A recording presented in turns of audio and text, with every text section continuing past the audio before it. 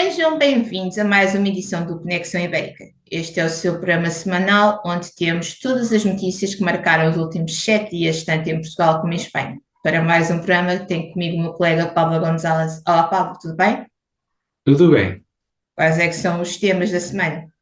Bueno, la noticia inevitable y también porque nos afecta directamente, porque lo hemos seguido en este pontificado, la muerte del Papa Francisco, este hispano lusófilo, vamos a decirlo así. Explicaremos un poco su trayectoria. En segundo lugar, un artículo de opinión que he escrito sobre Humberto Delgado y el anzuelo de Olivenza. Y por último, comento un artículo de González Ancantuz sobre la conmemoración del centenario de la Exposición Iberoamericana de Sevilla. Ok, então vamos começar com a notícia que continua-nos a marcar. O Papa Francisco, Jorge Mário Bergoglio, o argentino, morreu no dia seguinte da Páscoa. Neste momento, enquanto estamos a gravar isto, já começou o seu início do funeral, que é só no sábado. Mas como é que foi recebida esta notícia? Bueno, pues la verdad que es curioso porque a veces ha tenido como un pesar más grande entre los no creyentes que los creyentes. Bueno, esto es una exageración. Hay una parte de los creyentes, por así decirlo, que están más alejados del Papa Francisco que los no creyentes, pero evidentemente la inmensa mayoría, la gran mayoría de los creyentes, claro que sí les ha afectado. Pero la novedad es esa. Yo creo que en relación a otros papas, evidentemente como personalidad internacional, eh, siempre va a tener un impacto, pero un impacto por su simpatía o su carisma como papa, pues la verdad que es una novedad, ¿no? Y en ese sentido sí que podemos decir que era un papa más hacia afuera que hacia adentro de la iglesia, gustó mucho a los no creyentes, incluso no sé si deliberadamente, probablemente sea así, él intentó ganarse una parte de la izquierda que tal vez no consiguió que volviera a la iglesia, pero sí que tuviera al Papa como un referente, incluso hasta ideológico de la izquierda. Claro, ahí tiene que hacer el Papa unos equilibrios para no quedarse a la derecha fuera los conservadores, que son los que al fin y al cabo le apoyan permanentemente internamente, ¿no? O a la institución de la Iglesia. Y yo creo que una de las claves, porque él pensaba en términos de periferia, de la Iglesia en la periferia y sus nombramientos, su línea iba por ahí, probablemente tuviera algo que ver con esa competición que tienen con los neopentecostales, ¿no? Que gana mucho terreno, especialmente en zonas de bajo nivel de renta, ¿no? Entonces, incluso él decía, dice, en realidad son los comunistas los que se parecen a los cristianos y no al revés, ¿no? De hecho, el cristianismo es anterior, ¿no?, que el comunismo. Entonces, él hizo así un gesto y de hecho el marxismo tiene algo de esto de escatológico en el sentido de las causas finales, ¿no?, de un paraíso final.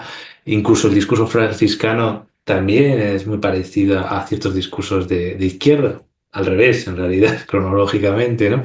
Y entonces yo creo que él utilizó esto para integrar a más personas en el seno de la iglesia, reconciliar a una parte de la sociedad. Evidentemente, el siguiente, si quiere seguir su línea, todavía le costará mucho más movilizar y que todo esto se asiente. Si es que no pega un bandazo hacia el otro lado, pero bueno.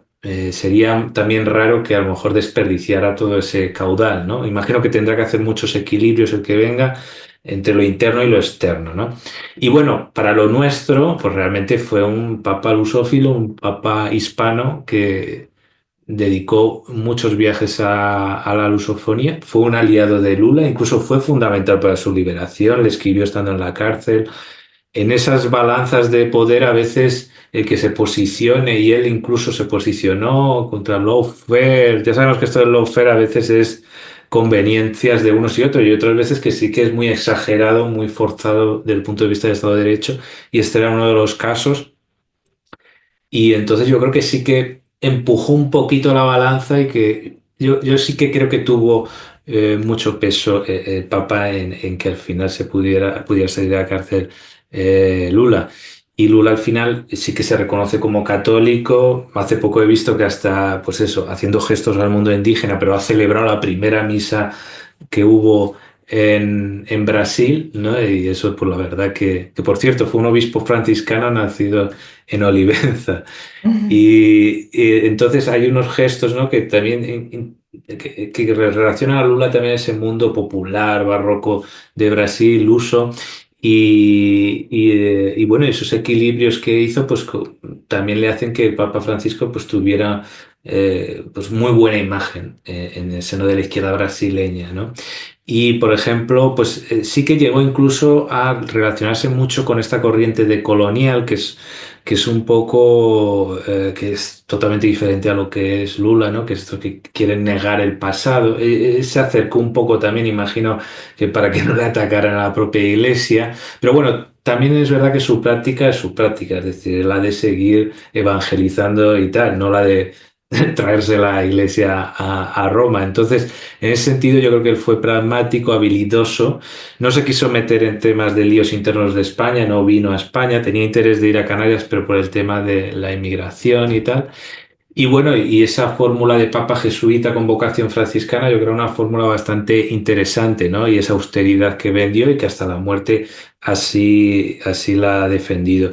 Y bueno, cuéntanos tú, que la has seguido bastante en estos años, en todos esos viajes y esa relación especial con Portugal, ¿qué nos puedes contar? Verdade, então, o Papa Francisco teve uma relação de perto com a lusofonia, visitou 4 dos países. O seu papado, que levou 12 anos, começou no Brasil, país onde ficou muito amigo de Lula da Silva, que já, para além de ter decretado o luto nacional, o mesmo aconteceu com Portugal e outros países, já anunciou que irá estar no funeral que vai ser este sábado em Roma. Bem, foi o início do papado, das viagens internacionais, e podemos dizer que ajudou a marcar um papado que foi muito próximo do povo. Bem, não foi à sua natal Argentina, mas andou ali perto, andou no Peru, foi a Portugal 2 vezes, mas vamos começar por passar para outro país da lusofonia, Moçambique, onde esteve após um ciclone que hostilou bastante, especialmente a zona da cidade de Aveiro, Cabo Delgado.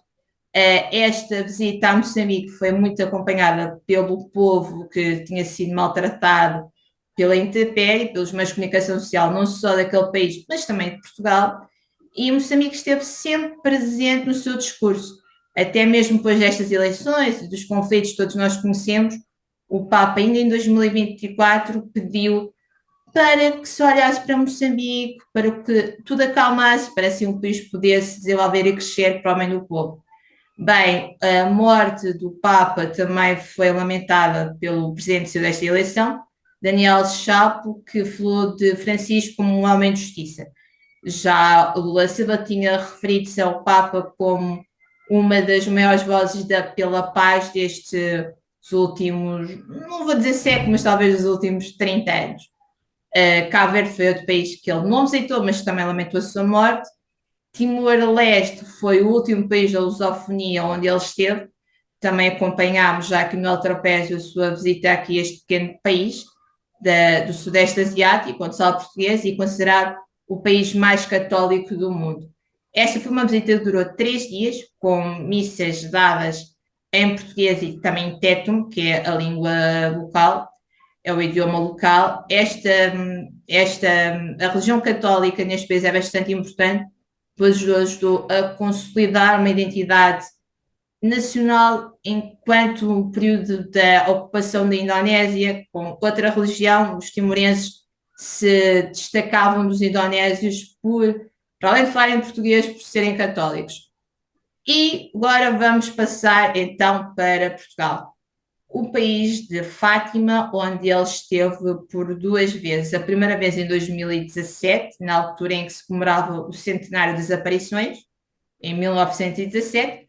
Este dia, este 13 de maio, foi apenas um dia, foi até tudo muito rápido, mas ficou marcado na identidade nacional, não só pela visita do Papa ou pelas comemorações do 13 de maio, mas também houve comemorações desportivas e uma vitória na Eurovisão. Então o povo na brincadeira diz que o Papa ajudou a que tudo acontecesse no mesmo dia. Bem, depois disto vamos saltar um pouco o seu papado, passamos para 2023, a Jornada Mundial da Juventude que aconteceu em Lisboa na primeira semana daquele quente mês de agosto, o Papa teve aqui sensivelmente uns 5 dias, para além de Lisboa, visitou Cascais e outras zonas aqui à volta da área da Grande Lisboa. Teve com os seus jovens, aliás, quem andava pelas ruas de Lisboa estavam cheias de pessoas de todas as nacionalidades, portugueses, espanhóis, cabo-verdianos, da Papua Nova Guiné, tudo o que possam imaginar, ouviam que era a juventude do Papa. Bem, aqui ele esteve presente no Parque Eduardo VII, recebeu pessoas de várias religiões na Nunciatura Apostólica, que é uma espécie de embaixada que o Vaticano tem aqui em Portugal, e deu aquele que é o maior evento de massas na história de Portugal. Concentrou cerca de 5 milhões de pessoas no Parque Tejo, que Carlos Moedas, o Presidente da Câmara de Lisboa, já anunciou que irá mudar de nome para lembrar Francisco. Será qualquer coisa como Parque Papa Francisco ou Parque Francisco, mas isso no futuro ainda terá que ir a votações, muito provavelmente. Bem, enquanto esteve aqui em Portugal, o Papa referiu-se várias vezes não só a Fátima, que apelidou da mãe, mas especialmente à cidade de Lisboa, como a cidade dos sonhos, ou seja, da fraternidade, onde podemos encontrar pessoas de qualquer etnia, de qualquer cor, qualquer raça, de qualquer religião. Bem, agora o Papa morreu, pessoas de vários credos dentro da lusofonia e não só lamentaram esta partida, e neste funeral, que será um funeral de Estado de Francisco, Jorge Mário Bergoglio, vai haver, para além de haver uma comitiva portuguesa com o presidente Marcelo Rebelo de Sousa e o ainda primeiro-ministro Luís Montenegro, muito provavelmente também haverá a presença de outros portugueses em cargos na diplomacia internacional, como é o caso de António Guterres ou António Costa. A mesma Fátima que eu falei, não podemos esquecer que dentro de 15 dias, mais ou menos, haverá mais um 13 de maio.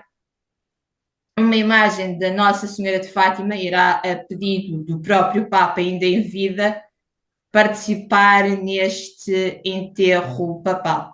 Bem, depois disto teremos o conclave, e teremos de certeza absoluta a oportunidade de falar no futuro, onde irão participar papas de todo o mundo, onde haverá eleitores de Espanha, do Brasil, de Portugal. No caso português, haverá 4 cardeais eleitores, 2 destes, Américo Aguiar, Tolentino Mendonça, abaixo dos 60 anos, ou seja, considerados muito jovens, e saiu também muito recentemente, já depois da morte do Papa Francisco, uma lista de 22 possíveis futuros papas. Há nomes bastante fortes, um italiano ou um filipino, seria o primeiro Papa asiático, mas também fala espanhol. Há um português, 59 anos, já falado aqui tu no último programa, Prémio Eduardo Lourenço, Tolentino Mendonça.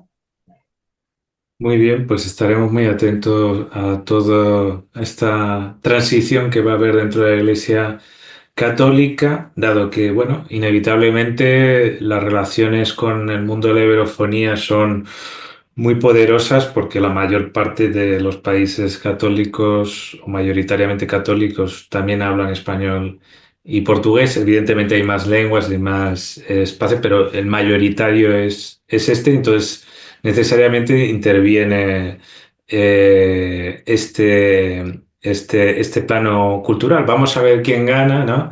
Hay un filipino por ahí, aquí, claro, la gente está un poco animándose a ver, a apoyar al filipino, ¿no?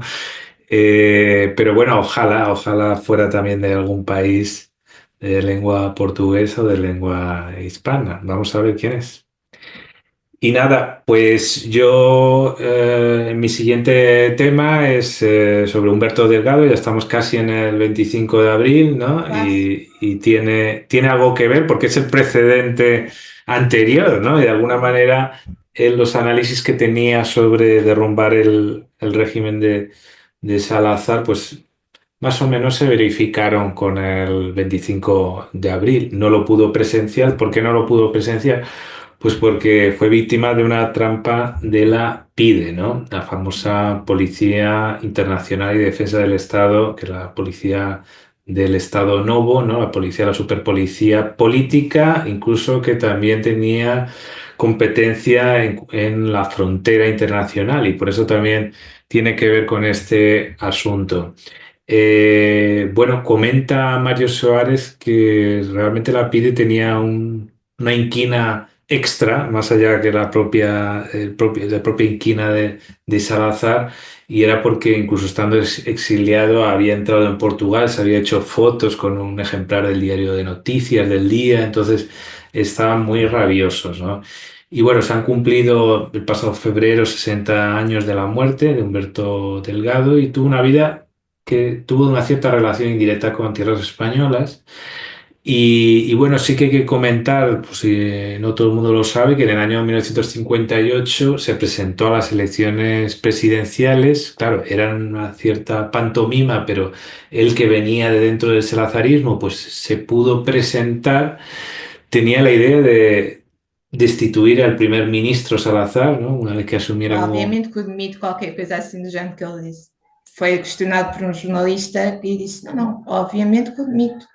Sí, sí, sí. Entonces, claro, esto entró en crisis el régimen desde dentro, porque claro, él venía de dentro, ¿no?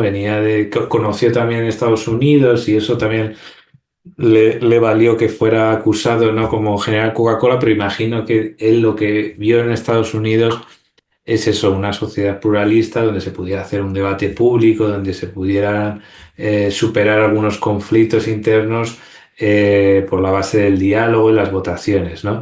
Bueno, le robaron las elecciones, no se sabe evidentemente qué resultado real podía tener, pero bueno, se las robaron y bueno, llegó a la conclusión de que tenía que ser por vía militar, ¿no? Ensayó el tema del Directorio Revolucionario Ibérico, es decir, intentar también con exiliados españoles con conocimiento militar, a ver si a lo mejor podían caer las dos dictaduras al mismo tiempo. Más o menos cayeron, pero por vías diferentes, ¿no? Al Mais ou mismo menos. tiempo, ¿no? Pero no fue por el mismo método que el portugués, por así decirlo, ¿no?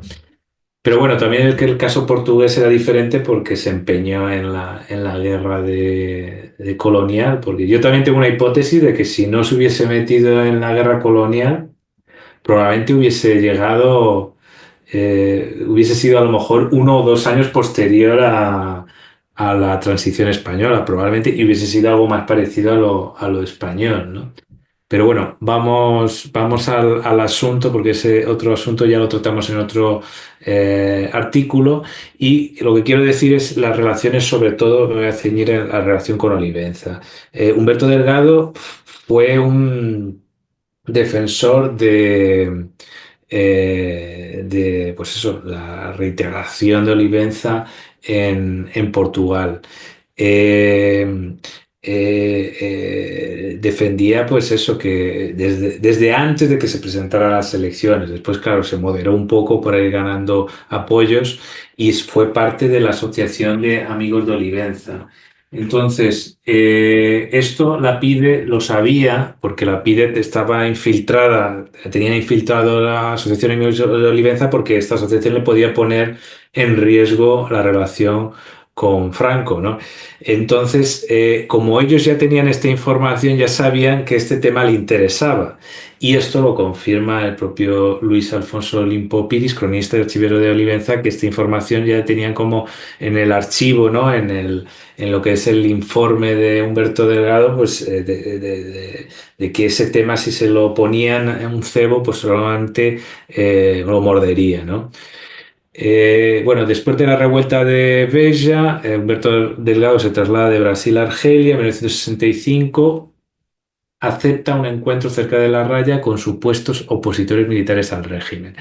Era como muy evidente de que no era muy fiable ese encuentro, pero dicen que él estaba enfermo, se había trasladado a diferentes países para tratarse, creo que unas úlceras, varios aspectos, y era como uno de los últimos intentos después de una vida con tantas, pues eso, en general sin miedo, ¿no? Con Hum. una vida de alto riesgo. Y yo creo que se pudo le pudo un poco decir, bueno, vamos a ver si tengo buena suerte y de esta vez sí que sale algo de ahí, ¿no? Bueno, en el artículo, y esto lo voy a pedir para no me quiero enrollar mucho, Juan Carlos Jiménez Redondo, que es un gran historiador de Portugal, español, pero de Portugal, pues explica exactamente todos los detalles, dónde ocurrió, cómo le propusieron la cita en Olivenza, muy cerca del río Olivenza, y cómo ocurrió, ¿no? Después, posteriormente, los cuerpos, porque se suele confundir, ¿no? Con Villanueva del Fresno, tal, porque los cuerpos fueron trasladados más de 50 kilómetros, ¿no? Se encontraba con su secretaria y amante y, bueno, fueron enterrados de una forma chapucera. Se cree que querían pasarlo a Portugal. O sea, hubo cosas de cierta imprevisión, aunque hay teorías de todo tipo, ¿eh? También hay teorías de que lo dejaron así para que los encontraran, ¿vale? Entonces hay como una cosa de mensaje. La dictadura de Salazar desde el comienzo dijo que esto era un asunto entre la oposición, es decir, como una venganza entre la gente de la oposición y se lo quitó de encima. Y bueno, lo que sí es verdad que el franquismo lo vio como negativamente, ¿no? Porque al fin y al cabo, que andara la pide como Pedro por su casa, como se dice por aquí, en Olivenza y haciendo una ejecución, pues seguramente no le gustara, porque si les hubiese avisado, si hubiesen hecho algo en conjunto, todavía, ¿no? Entonces, el juez español llegó a hacer una investigación totalmente independiente. Este juez incluso, pongo el enlace, le entrevista a la RTP en los años 90 y explica todo, ¿no? Todas las amenazas que recibió de la PIDE y tal, cómo no les extraditaron los agentes, ¿no? Y bueno, realmente este fue un asunto que tocó un poco las relaciones, ¿no? Evidentemente no las deterioró, seguía habiendo las relaciones, favores mutuos, pero deterioró bastante la relación entre Salazar y Franco, entre el Estado Novo y el Estado franquista, ¿no?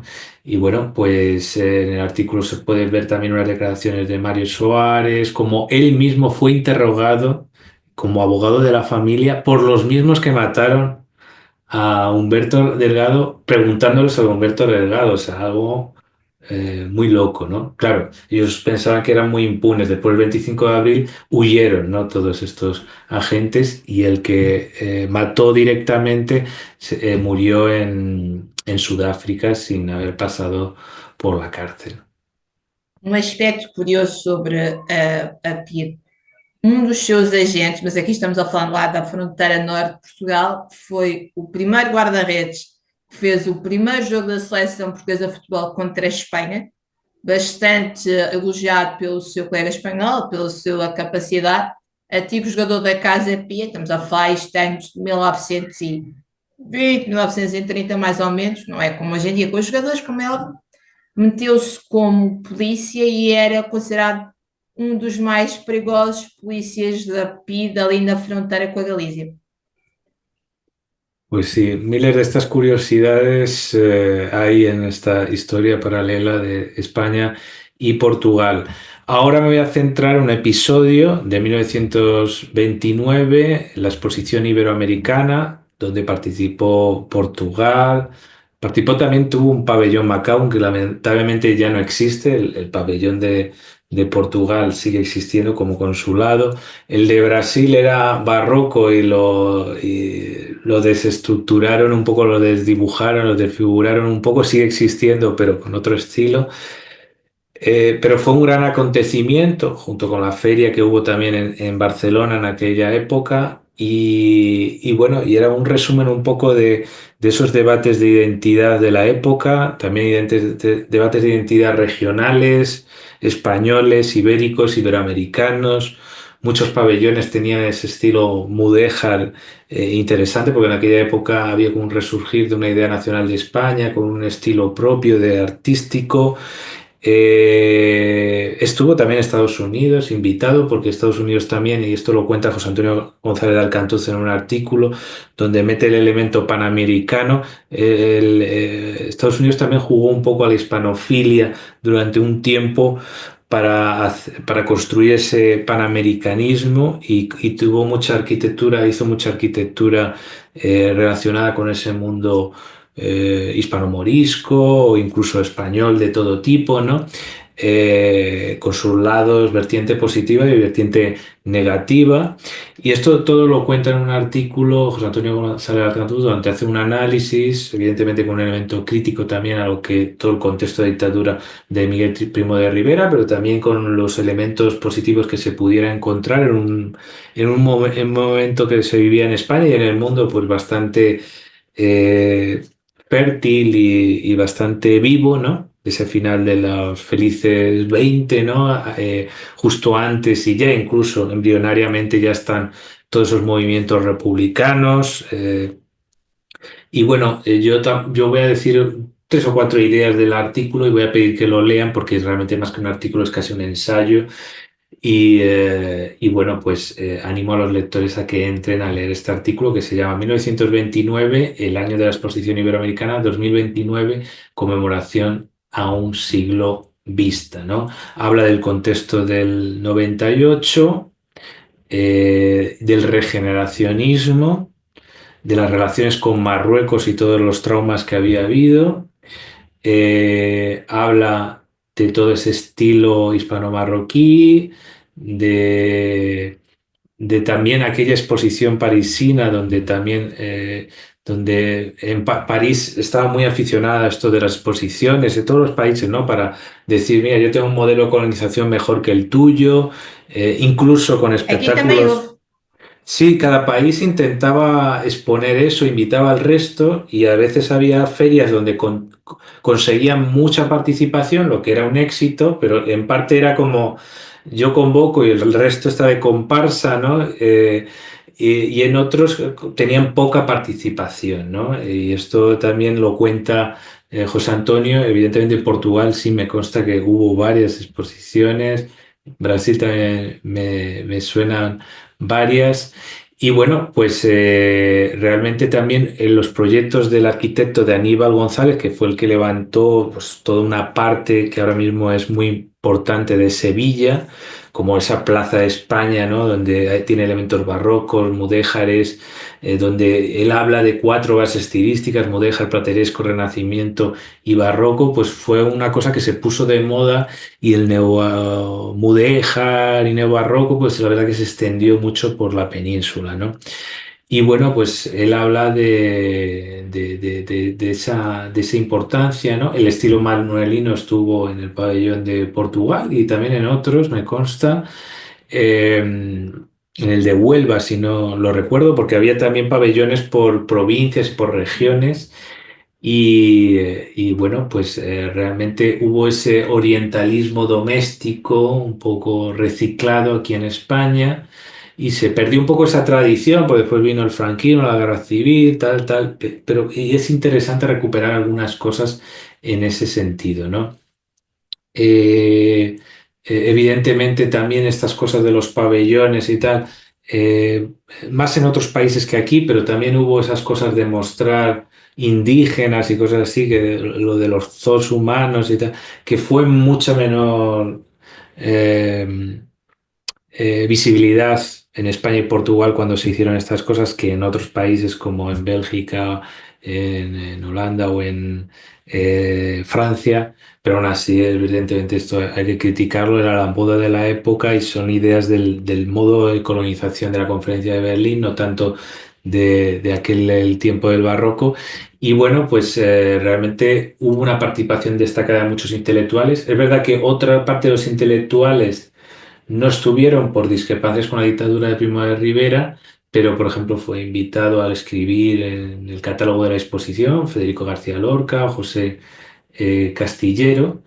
Y bueno, pues realmente se produjo todo ese gran debate sobre el hispanismo, sobre la relación entre los pueblos. Evidentemente, en algunos casos casi casi lindaban con un neoimperialismo, otros querían una reaproximación con un respeto máximo cultural, un poco geopolítico, con mucha prudencia, pero claro, eh, había una cierta época, era una cierta época donde la geopolítica estaba de moda y también los neoimperialismos también. Entonces, ese tema, pero al mismo tiempo también el debate geocultural legítimo, democrático, de aproximación entre los pueblos, se dio ese debate, ¿no? Y se dio ese debate también, como se está dando hay como un revival también ahora, ¿no? En esto. Y evidentemente se trabajó mucho el tema, no solo iberoamericano, sino también el tema de las raíces compartidas con lo mediterráneo, ¿no? Con los maronitas libaneses, con los sefardíes balcánicos, con los andalusíes magrebíes, ¿no? Todo esto lo explica el tema de Ángel Pulido, eh, bueno, y se hace algunas preguntas bastante interesantes, ¿no? De si los historicismos en la arquitectura son válidos hoy o es un lenguaje kitsch, periclitado, si la Expo del 29 se integró naturalmente mucho más que la de Sevilla del 92, o cómo proyectar ese discurso hacia el presente de manera crítica, con orgullo patrio acrítico, se pregunta, ¿no? El tema es aprovechar para relanzar un poco las relaciones de la comunidad iberoamericana en el marco europeo y americano, ¿no? Entonces él apunta de que cree bueno, que se puede hacer una interpretación crítica de aquello y al mismo tiempo pues que va a ser dependiente mucho también de las necesidades de la coyuntura geopolítica que se vivan en el año 2029, ¿no? Entonces él sí que es optimista en el sentido de que ese nuevo iberismo aliancista, nada de pan-nacionalismos, puede ser sí algo positivo y en ese sentido podemos extraer elementos positivos de esa celebración centenaria. Bueno, hasta aquí mis tres temas. Tú ya has contado uno de ellos con el Papa lusófilo. Vamos con los otros dos. Coméntame cuáles Bem, então os tienes. outros dois temas são as Maldivas portuguesas, a Ilha da Harmona, e passamos para uma exposição que vai marcar os 50 anos das primeiras legislativas em Portugal. Muy bien, pues vamos con esas Maldivas portuguesas. Desde luego que Portugal tiene unas zonas de playa. Hay algunas semivírgenes en el Alentejo un poco desconocidas, ¿no? El Algarve probablemente sí que tiene una cierta explotación turística, ¿no? Porque llevan tiempo, pero aún así parece incluso que el espectáculo natural es brutal. La Claro. única pena, las fotos son espectaculares, la única pena es que el agua no está caliente, ¿no? La única pena que... Pois. Podia-te até dizer uma aqui mais próximo. Temos a Praia da Ribeira do Cavalo, aí a água é um bocadinho mais fria, aqui é ligeiramente mais quente. Então, a Ilha da Harmona é apelidada pela versão espanhola do The Huffington Post como as Maldivas portuguesas, porque nós temos habitualmente a ideia para viajar, para fazer férias, temos que sair. E a verdade é que há muitos tesouros para conhecer em território ibérico, há muitas praias de bandeira azul, como referimos no último Conexão Ibérica, e temos aqui o Algarve. Se um pouco de Lisboa, do Porto, do Alentejo, do Algarve mainstream, passamos para uma zona ainda um pouco virgem, ainda um pouco escondida. Então, esta ilha da Harmona fica a 15 minutos de barco da cidade de Olhão e é um sítio com areias brancas, praias vastas de areia branca, águas de um azul turquesa, não tão quente talvez como as Maldivas verdadeiras, mas agradável, e onde, se tiver bom tempo, esperemos que o bom tempo volte finalmente, poderá dar um mergulho, poderá fazer várias atividades náuticas, ou se não quisesse, se quisesse um pouco da praia, poderá passear pela vila, que ainda é um sítio bastante pitoresco, com aquelas casinhas, com cores, um sítio onde, tipo, a azáfama das cidades, como o Olhão, dos carros e tudo, não está muito ali, onde é possível ainda andar de bicicleta, ter uma vida mais relaxada, comer um bom peixe ou um bom marisco, já que estamos no Algarve, isso não pode faltar, e acampar, porque habitualmente pensamos em férias, em hotéis ou alugar casas, aqui é possível acampar num parque campismo em que fica a cerca de 200 metros mais ou menos da praia, ao lado de um bosque, logo há muitos motivos para fazer férias não só no Algarve, não só visitar a Ilha da Harmona ou os vários tesouros que Portugal oferece, mas habitualmente em Portugal temos o slogan de fazer férias cá dentro. Logo, porque não fazer férias dentro desta plataforma ibérica, que é tudo a maior plataforma turística do mundo, em vez de recebermos só visitantes, sermos nós os visitantes da nossa própria terra. Muy bien, pues animamos a todos nuestros lectores a que viajen a esta isla maravillosa. Y por último, Revolución dos Cravos, las primeras legislativas que coincidieron con el primer año, ¿no? Con el primer aniversario del Exatamente. 25 de abril, más o E menos. tenho a certeza que provavelmente quando se marcou estas eleições legislativas aqui em 2025, a 18 de maio, não era a primeira coisa que se estaria na cabeça, é que iam ter eleições no ano em que se marcava os 51 anos das primeiras eleições. Mas a verdade é que temos mais este facto curioso. Então, já vamos para os 51 anos da Revolução dos Cravos, hoje é dia 22, 25 de Abril está aí à porta, mas depois da Revolução dos Cravos tivemos o pré, que quando a situação no país se acalmou, tivemos as primeiras legislativas. Ou seja, vai fazer 50 anos da primeira vez que os portugueses, homens, mulheres, qualquer idade, a partir dos 18 anos, puderam ir a votos. E já se passaram 50 anos, mas é verdade é que continuam a ser as eleições mais concorridas da história de Portugal, e a partir daí foi sempre a descer com a abstenção, neste caso, sempre a subir a abstenção. Bem, para explicar um pouco como foram estas eleições, para além de serem umas legislativas, que ajudaram a votar os deputados que criaram a primeira Constituição, que também falámos no anterior programa do Conexão Ibérica, foram um autêntico evento, vamos assim dizer, onde as pessoas finalmente perceberam o que era viver em liberdade, porque grande parte daquela população que votou já nasceu com uma ditadura, logo não sabia o que era. Havia eleições assim meio fraudulentas, como foi aquela em que Humberto Delgado perdeu, mas não sabiam o que era escolher livremente um candidato. Bem, 50 anos depois, ainda há a população que apanhou estas primeiras eleições, como é óbvio, mas já há uma boa parte da população portuguesa que já vota em liberdade. Logo, esta exposição, que é da autoria da comissão que está responsável por estes 50 anos do 25 de Abril, vai inaugurar hoje, dia 22 e tudo, e é feita em parceria com a Assembleia da República, pode ser vista na Fundação Carlos Gulbenkian, e é uma forma de preservar a nossa memória histórica e ajudar a explicar aos mais jovens o que foi as primeiras eleições democráticas na nossa história. Bem, mas isto é apenas um dos primeiros, vamos dizer, eventos que esta comissão da organização dos 50 anos do 25 de Abril tem programados para esta semana de mais uma Revolução dos Cravos. Bem, também já falámos noutros programas da exposição ainda ativa em Salamanca sobre os 50 anos das democracias em Portugal e em Espanha. Também haverá novas visitas guiadas no Quartel do Carmo, um lugar central na Revolução dos Cravos, em português e em inglês, nestes dias de abril e também na primeira semana de maio.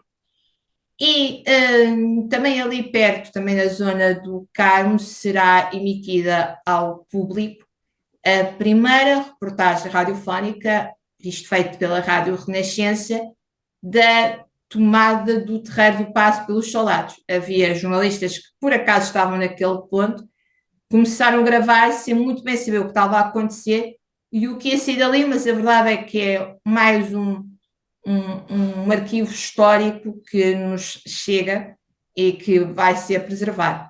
Bem, só para terminar, esta exposição sobre as eleições, sobre as primeiras legislativas, poderá ser vista até ao fim do mês de outubro, que por acaso também vai coincidir com outras eleições cá em Portugal, mas isto é outra história. Pues sí, porque este 25 de abril, entre el fallecimiento del Papa y las elecciones, pues ha quedado un poco opacado, ¿no? Pero bueno, Exatamente. le Mas há muita coisa a daremos acontecer. seguimiento, incluso le daremos seguimiento por los 50 años, siguen por los eventos también, ¿no? Que siguieron, ¿no? Del verano caliente, de todo lo que viene a lo largo de este año también va a ser una oportunidad para recordar partes de ese periodo que se conocen menos, ¿no? En particular en España será una buena oportunidad y lo haremos desde el trapecio para conocer todo ese año de 75 que fue determinante también, Mm. ¿no? Y llegará también el debate otra vez, ¿no? De 25 de noviembre, ¿no? Es la Ya. fecha polémica. Muy bien, pues nada, hasta aquí el repaso semanal de las principales noticias de Portugal y España, del mundo luso y el mundo hispano.